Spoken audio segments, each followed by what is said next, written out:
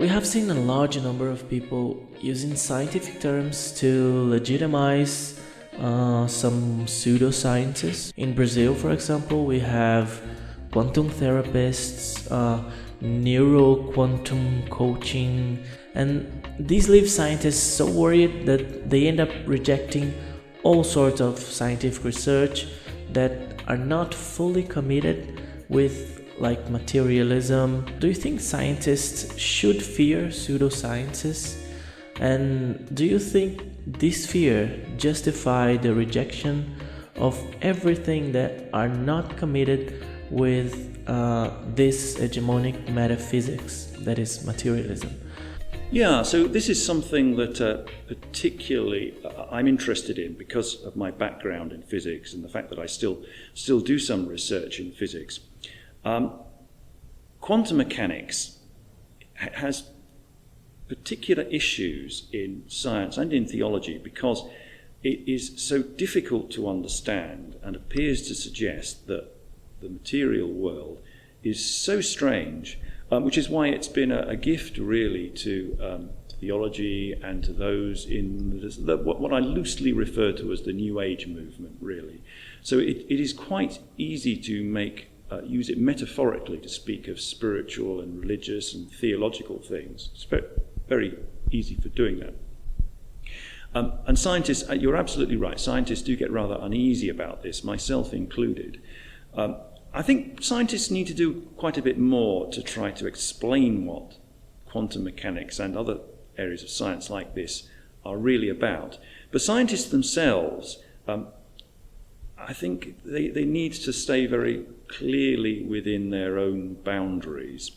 I personally don't think that quantum mechanics tells us anything spiritual at all, but I realise that people use it as such.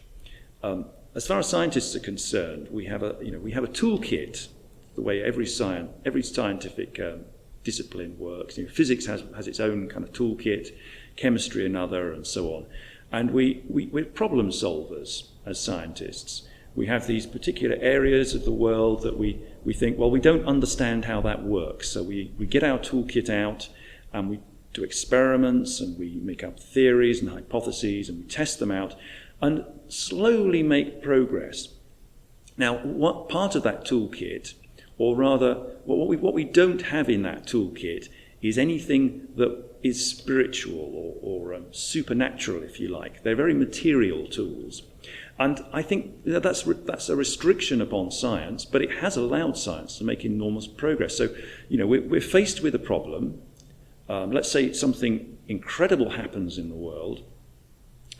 One set of people might say it's a miracle, but a scientist, even a believing scientist, if they're working as a scientist, is duty-bound to say, well, I'm going to use my toolkit as a physicist, which doesn't recognize supernatural things, and I'm going to keep plugging away at this problem until I make some progress.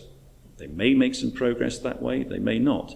But science has been amazingly successful at keeping supernatural explanations out of its toolkit, if you like. So that's why I suggest that there needs to be a certain degree of clarity around the way that quantum mechanics as a part of the toolkit of physics is used, as compared with spiritual, theological explanations.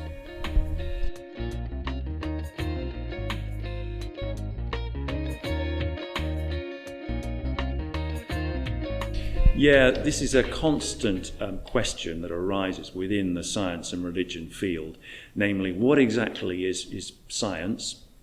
What is pseudoscience? What is religion? And the area which particularly arises, and it really is debated a lot, is intelligent design. So the critics of intelligent design will say that it's not science, it's a form of religious belief, maybe it's even a form of creationism, whereas those who are committed to intelligent design will say, no, it's not theology. We really do feel that science needs to broaden its picture to include work of an intelligent designer who isn't material. And there's an amazing ongoing debate about this, has been for over 20 years now. My own personal belief is I'm a great critic of intelligent design, but I don't think intelligent design should go away, or we should stop having the debate, because it's been really helpful for trying to clarify exactly what science is about and what is the domain of science and what is the domain of theology. So intelligent design has been a very, very useful stimulus for exploring these issues. The term pseudoscience is often used, and I suppose intelligent design sort of falls into the pseudoscience category, but it really depends on what you mean by pseudoscience. It's a very fluid sort of term. I don't use it myself because it's so difficult to define. But intelligent design, as I was saying, is quite a useful way of clarifying the boundaries between science and theology anyway.